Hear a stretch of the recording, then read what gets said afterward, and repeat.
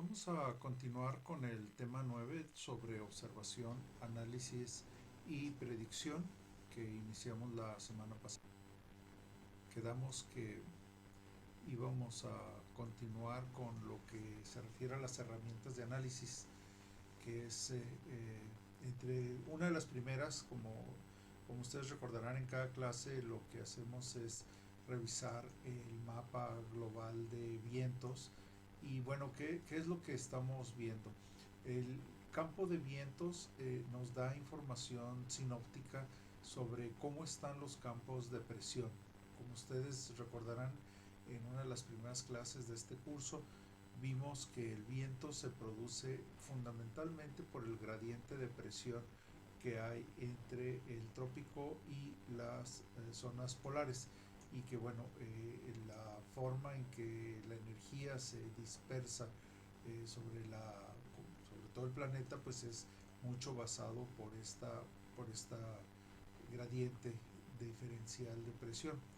Eh, la, ya cuando vemos el viento como vector, eh, si lo vemos ya como un elemento eh, que integra la velocidad y la dirección, un vector que tiene dirección y un valor escalar que es su velocidad, vemos que está formado por dos componentes principales. Uno es la parte de rotación y la parte de divergencia.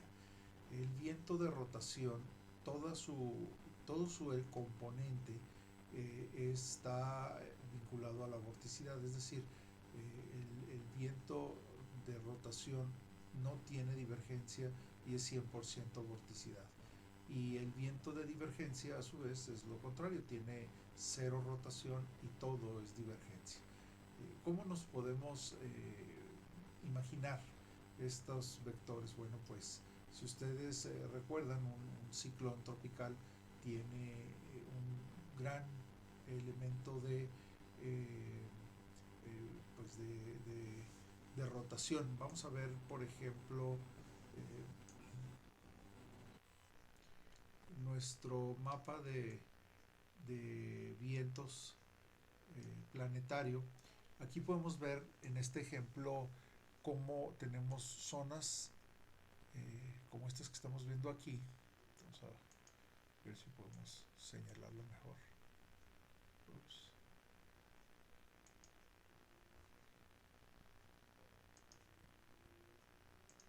Aquí esta zona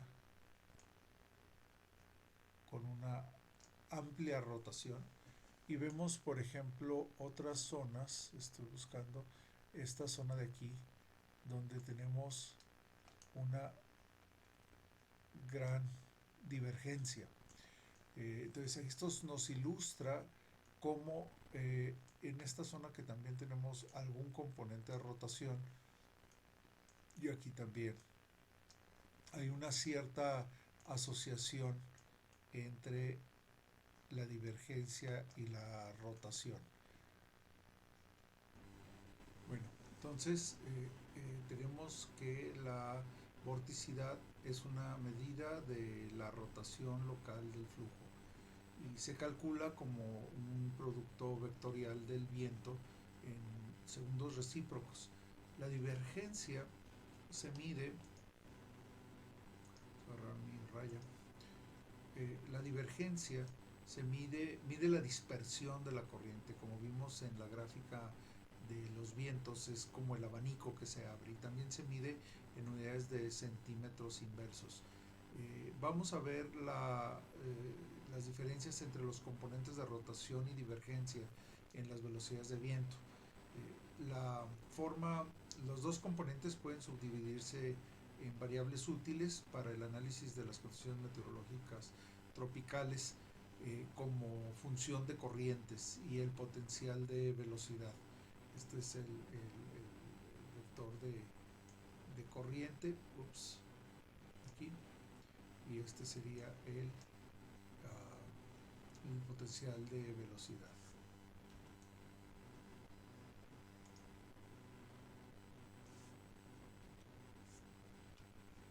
¿Qué es el potencial de viento? Vamos a ver. Estoy muy ajustado aquí con mi gráfica. El potencial de viento es la rotación. El viento rotacional es paralelo a las líneas de la función de corriente y su velocidad es proporcional al gradiente de la función de corriente. Los vientos divergentes salen de zonas con un bajo potencial de velocidad y su velocidad es proporcional al gradiente del potencial de velocidad. Y el potencial de velocidad y la función de corriente se definen en el ecuador, por lo que esto nos permite o terminan siendo de gran utilidad para un modelo, sobre todo en las zonas tropicales. El potencial de velocidad, como decimos entonces, es proporcional a la divergencia y se puede utilizar para rastrear las regiones de divergencia en altura. ¿Qué es lo que está pasando? Cuando tenemos una corriente de ascenso, por decir algo, de un ciclón tropical, la parte de abajo, la rotación va a ser un componente muy importante, pero una vez que llega a la parte alta, vamos a ver que la salida de ese viento que está subiendo va a dispersarse a través con una componente de divergencia muy grande. La divergencia de la convección profunda es la que da impulso a las circulaciones tropicales. Vamos a ver si podemos ver eso. ¿Qué tenemos aquí?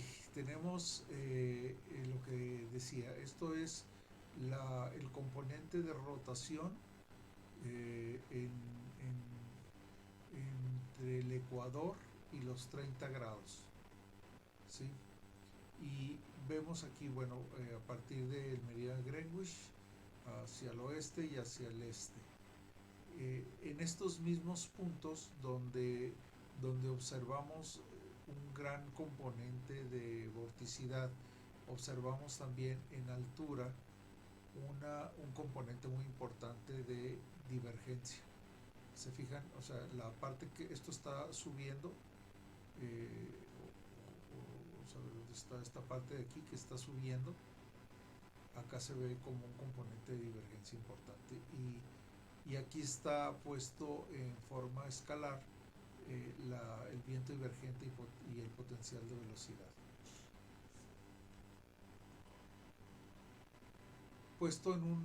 Lo podemos inclusive poner en un mapa y ver cuáles son estas condiciones de vorticidad y de divergencia.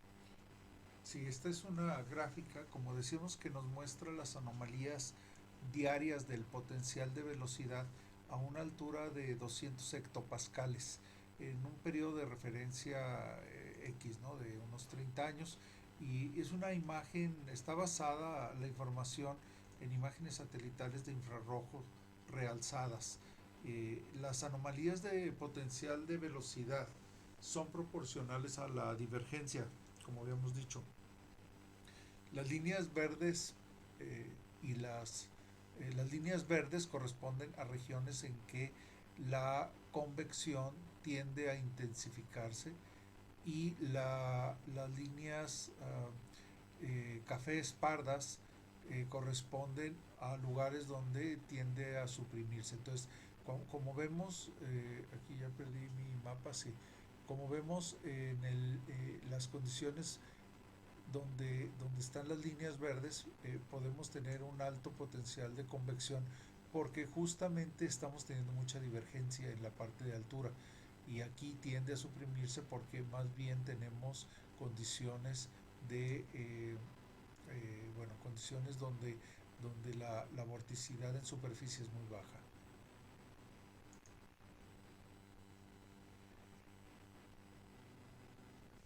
¿Qué es el análisis cinemático o las líneas de corriente e isotacas? En el análisis cinemático se trata de crear una representación continua del campo de viento a partir de una serie de observaciones de la velocidad de viento horizontal, algo parecido a lo que vemos en nuestro mapa diario de vientos. Aunque en latitudes bajas la función de corriente es una mejor variable para el análisis meteorológico que las isobaras, no constituyen siempre la mejor representación del movimiento del aire. Las líneas de corriente y las isotacas presentan con más detalle que las isobaras el flujo horizontal en determinado nivel. Ustedes se acuerdan cómo los mapas de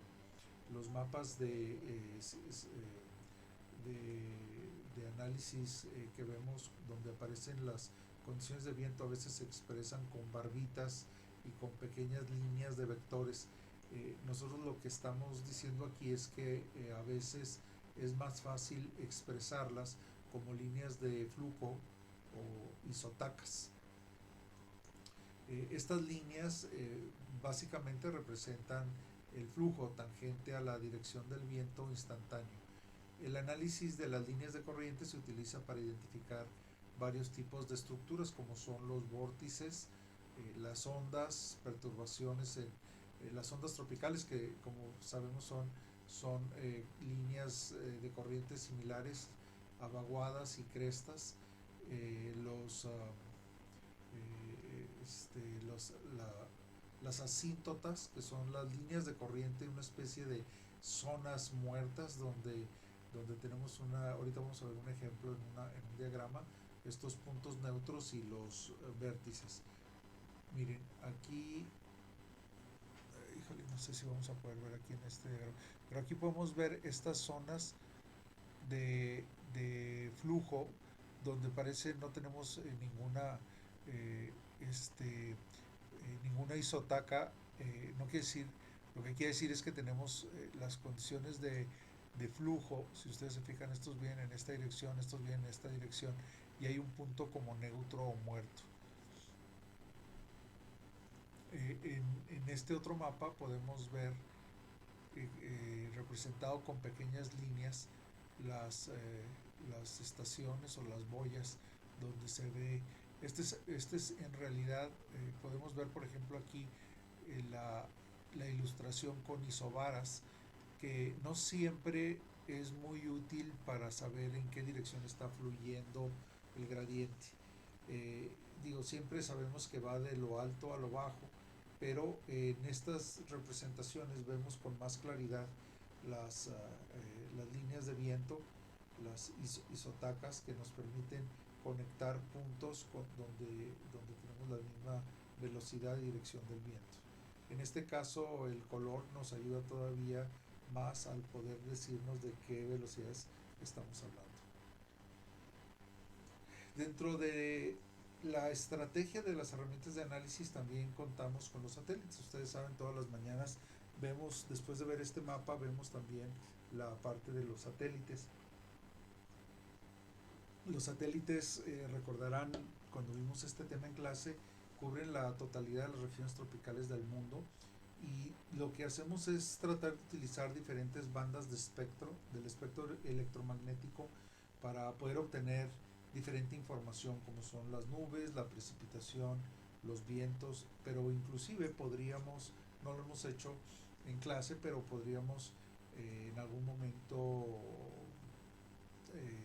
hacer estudios sobre la calidad del aire también.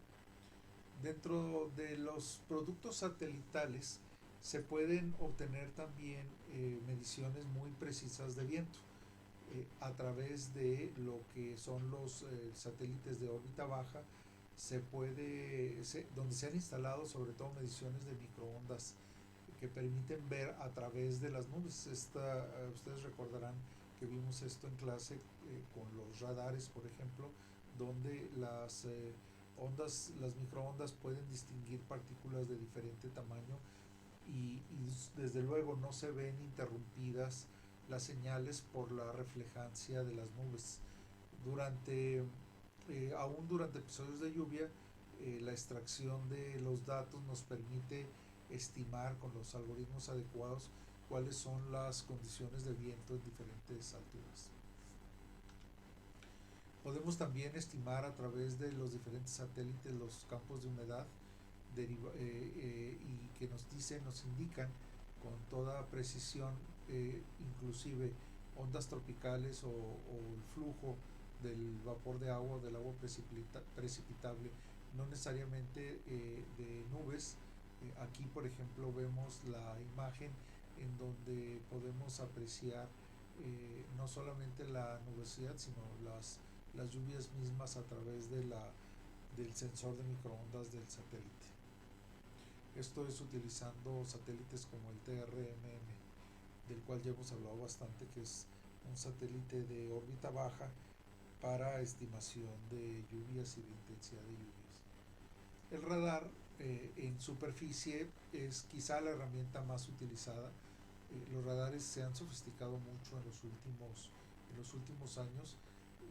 Lo que vemos es la reflectividad de las partículas que están en el haz de luz que emite el radar, y los ecos son generados por estas partículas de vuelta al radar, que los interpreta y los puede poner. Esta es una imagen del satélite y al mismo tiempo nos está viendo en una zona aproximadamente cercana. Este es el radar de Sabancuy en Campeche, que nos permite ver imágenes de núcleos de lluvia importantes asociados a toda esta nubosidad. Aquí podemos ver cómo el infrarrojo nos permite determinar cuáles son los topes de nubes más altos y más fríos, y aquí los podemos ver ya expresados como tormentas. Generalmente los radares se pueden correr en diferentes funciones. Una de las funciones es la función PPI, que permite ver a mayor amplitud todo el espectro, pero con otro tipo de funciones podemos ver inclusive cortes transversales de los radares, y algo que ha sido muy útil en el análisis de fenómenos a través de radares es la utilización de las imágenes animadas, que es lo que ya prácticamente cualquier radar nos puede proporcionar. Esta es la imagen de microondas tomada desde el CloudSat, y lo que vemos en esta imagen de microondas es que en la zona del corte podemos ver justamente eso, un corte transversal de las nubes, y ver cuáles son las diferentes intensidades y densidades dentro de todos estos núcleos nubosos, y las alturas a las cuales los estamos registrando. Este es un producto muy útil. Obviamente una de las desventajas es que no tenemos una visión continua. Esperamos que cuando este instrumento sea colocado en un satélite geoestacionario podamos tener estas imágenes prácticamente en tiempo real. Esto es otra función importante, es el radar Doppler. El radar Doppler es el que nos permite, a través de el estiramiento de la longitud de onda, determinar si la circulación o las tormentas están girando, están moviéndose en dirección hacia el radar o alejándose del radar. Y esto permite ver con mucha claridad las zonas de circulación en donde pueden generarse sobre todo condiciones propicias para tornados, por ejemplo. Pero igual también podemos ver con claridad los patrones de circulación de radares eh,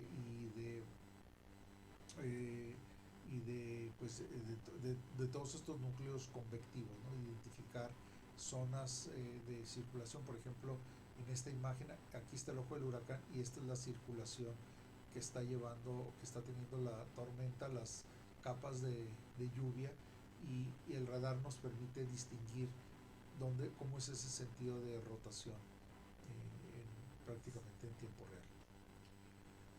Otra de las funciones que se derivan del radar Doppler es el poder generar campos y perfiles de viento a ciertas alturas. Recuerden que el radar tiene una rotación en la horizontal, pero también tiene un nivel de inclinación que permite ubicar una región parecido como, hagan de cuenta como si estuviéramos generando una dona, todo el volumen el volumen que puede registrar el haz del radar, y ese haz se puede convertir en campos de información sobre velocidades e intensidades de viento. Algo así es lo que hacemos con los perfiladores de vientos.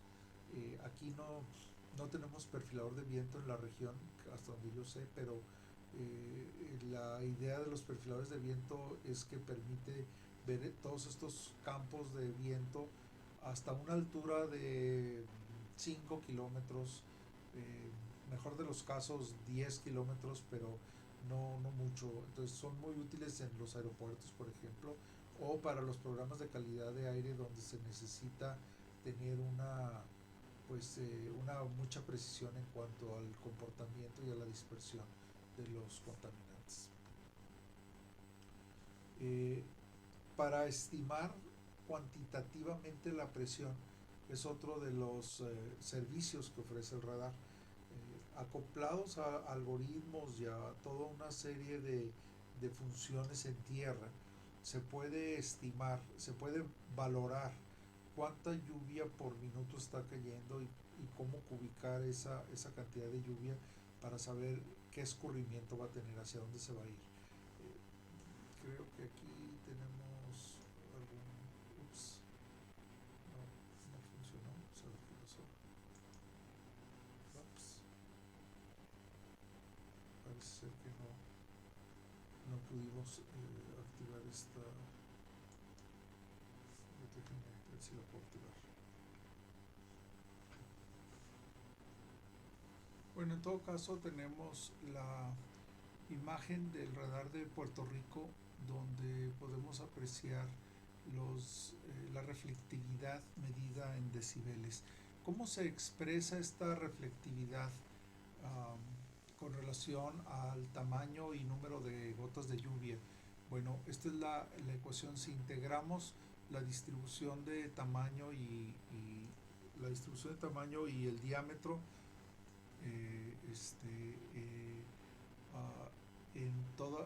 digamos, en todo el área de muestreo,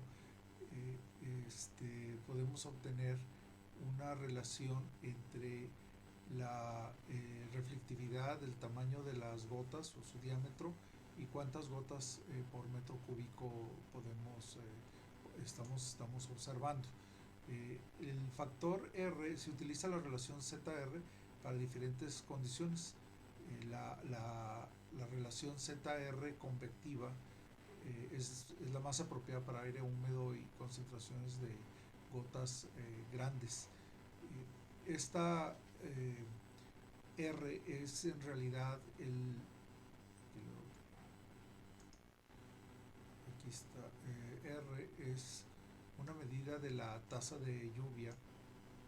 Entonces, la reflectividad con relación a la tasa de lluvia nos permite caracterizar cada uno de los fenómenos de precipitación.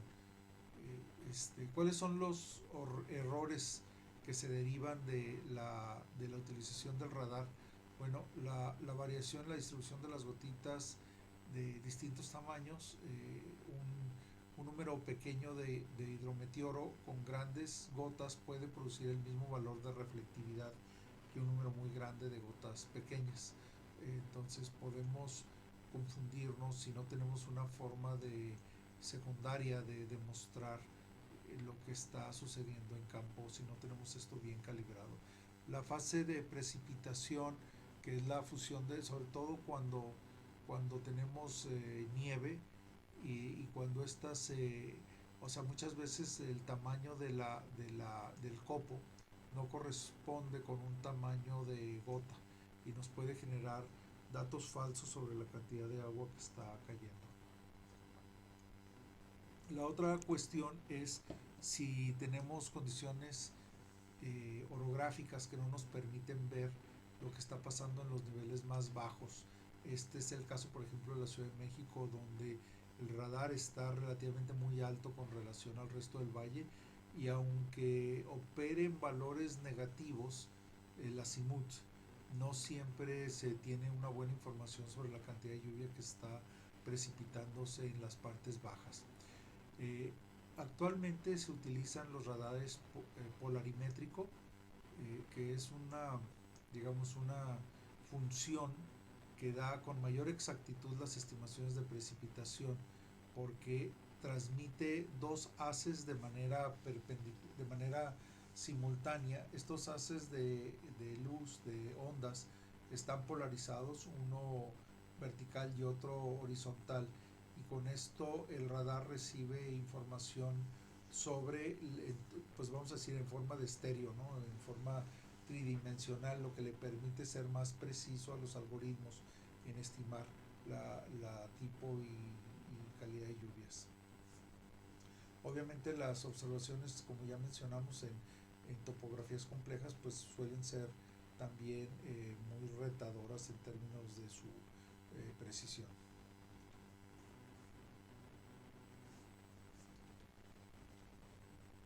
Los diagramas termodinámicos, el análisis de radiosondeo también es muy importante. Acuérdense que ya platicamos, los radiosondeos se utilizan datos que se generan de manera sinóptica a las 0 y a las 12 horas. Nos genera un perfil vertical del sondeo de la atmósfera y podemos obtener valores importantes como son la humedad relativa, la estabilidad digamos, de la atmósfera, la cizalladura de viento en altura y tiempos severos, y potencial de inundación repentina a partir del potencial de los índices que determinan el potencial de convección.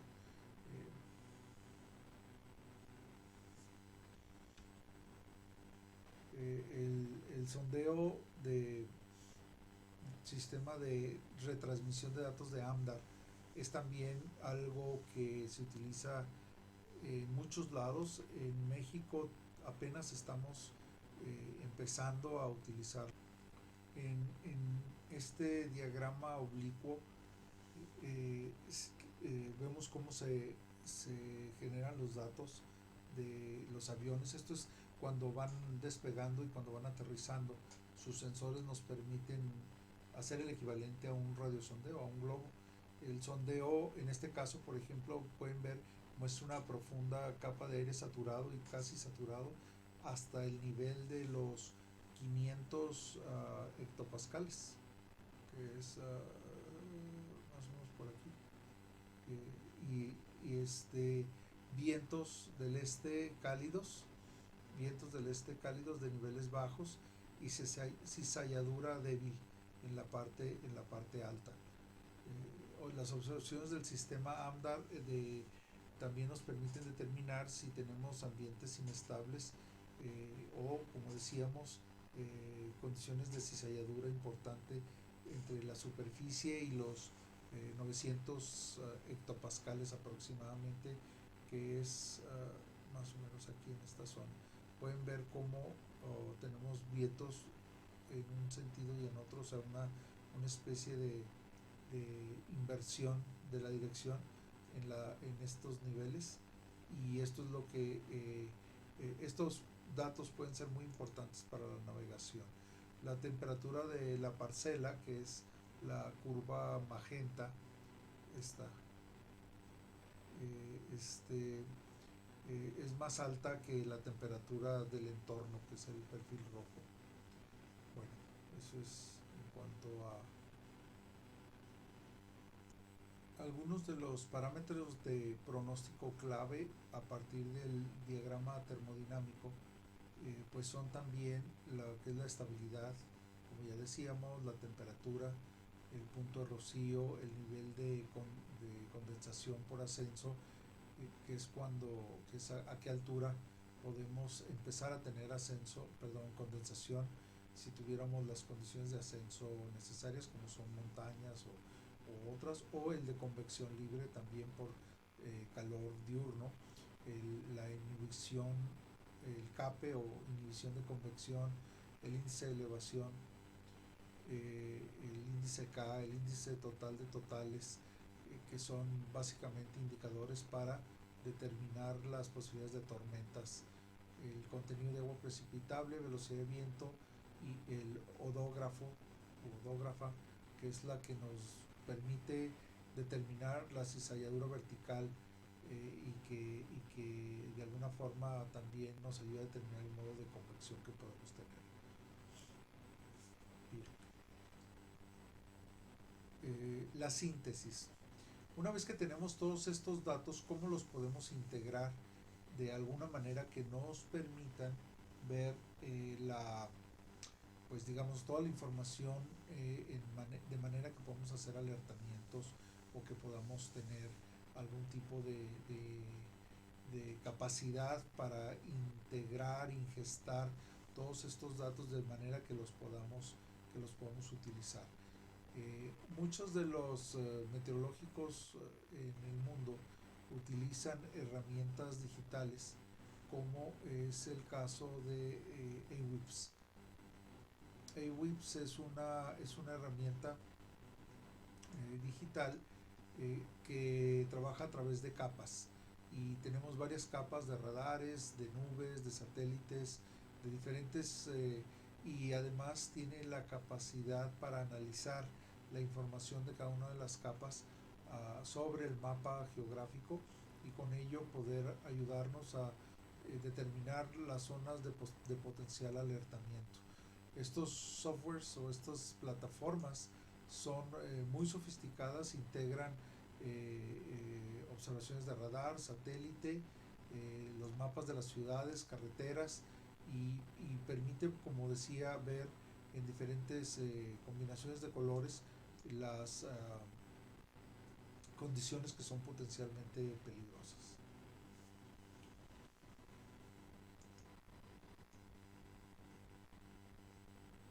En el caso de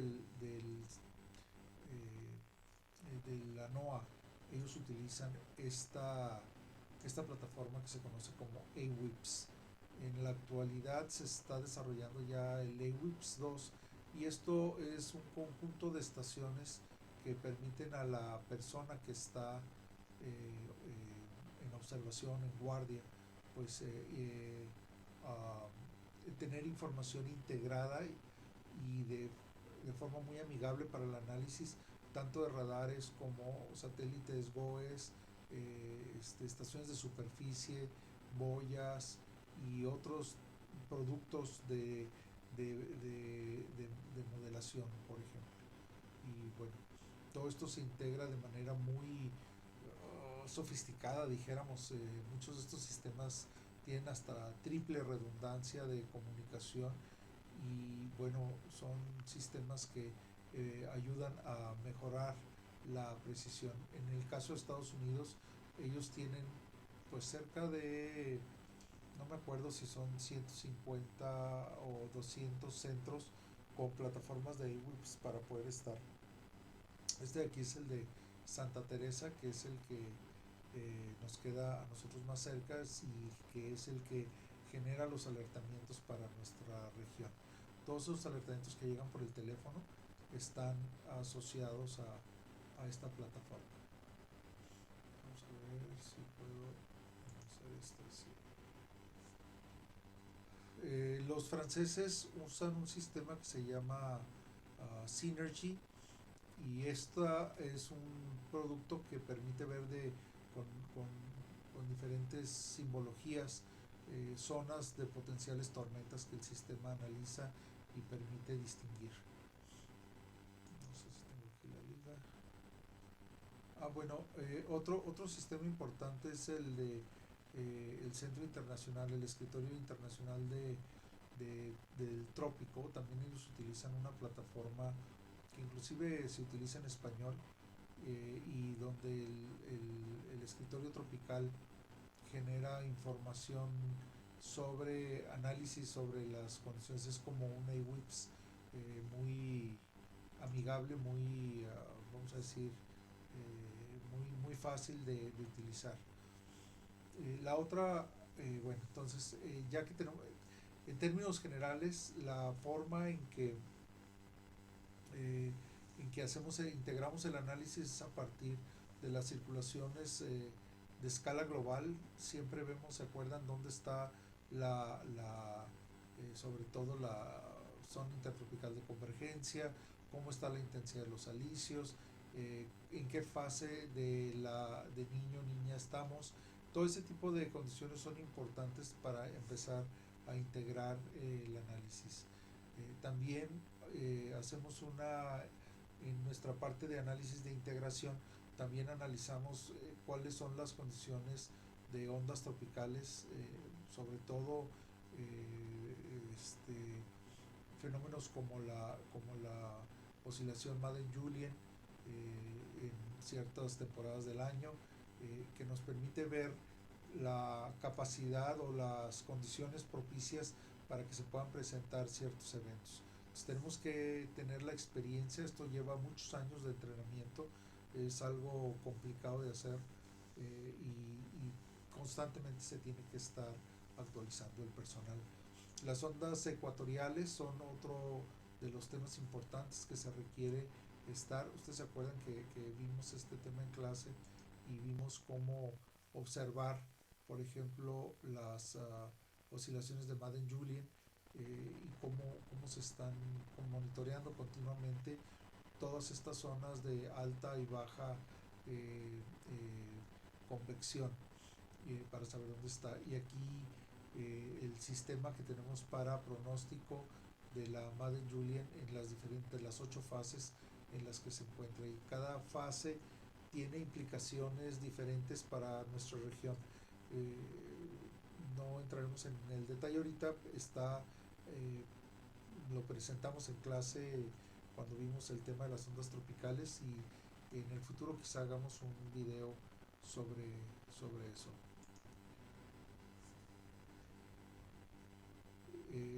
El análisis entonces a escala sinóptica nos permite ver ciertos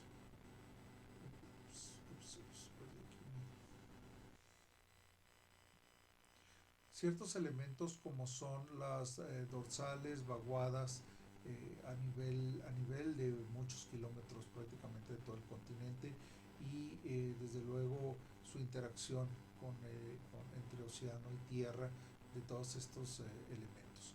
Podemos ver entonces niveles de la tropopausa tropical, para correlacionar con patrones atmosféricos en estructuras de circulación sinóptica como son tormentas extratropicales o ciclones tropicales.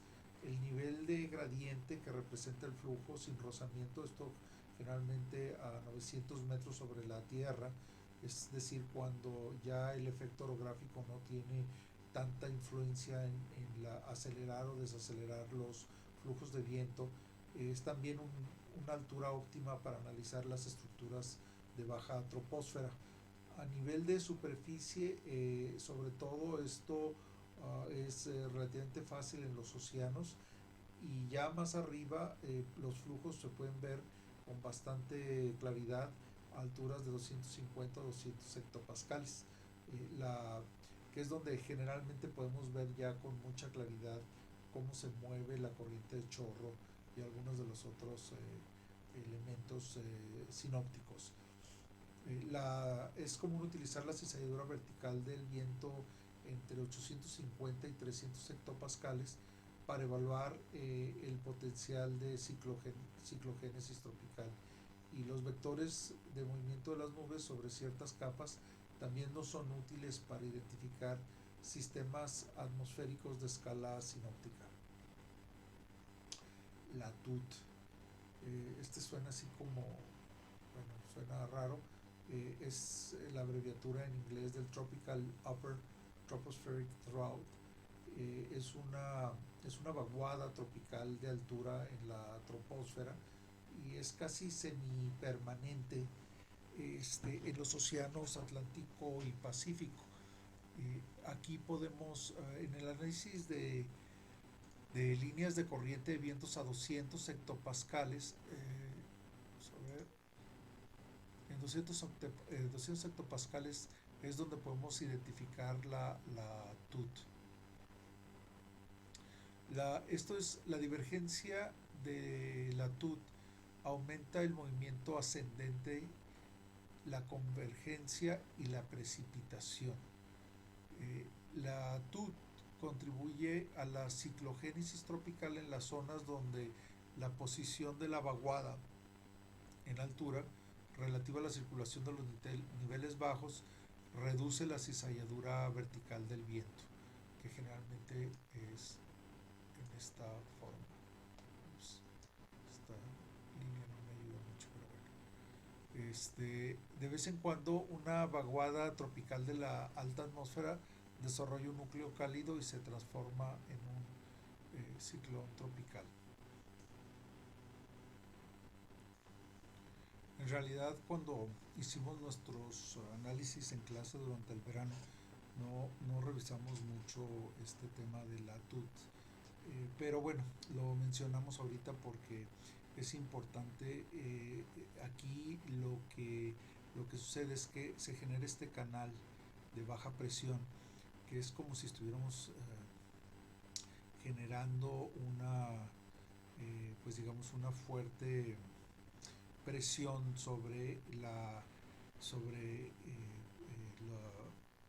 los vientos que rompen o descabezan los huracanes en la zona intertropical. Entonces, esto sucede en la altura, está a 200 milibares. Entonces quiere decir que si en altura tenemos esta circulación de vientos contrario a los alisios en la superficie, si esta está muy intensa, la, la, la cizalladura de viento se va a intensificar y va pues a generar condiciones donde la posible formación de un ciclón tropical se vea disminuida, como ya hemos visto.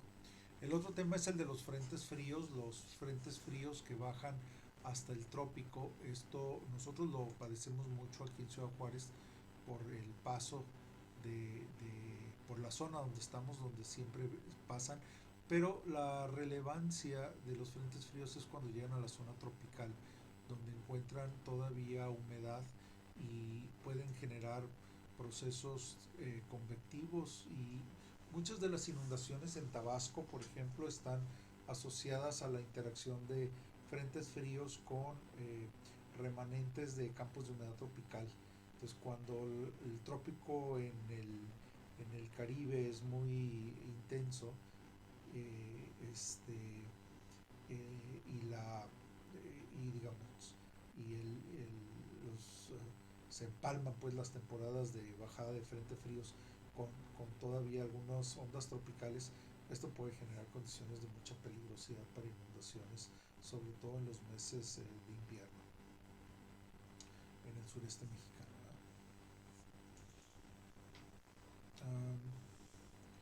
Es, bueno, terminamos nuestra discusión de este tema hablando de los modelos numéricos. Los modelos numéricos, como ya hemos platicado muchas veces, pues hay de muchos colores y sabores y dependen mucho de la escala. Una de las primeras cosas que tenemos que visualizar es el espesor o el tamaño del píxel, como decimos, ¿no?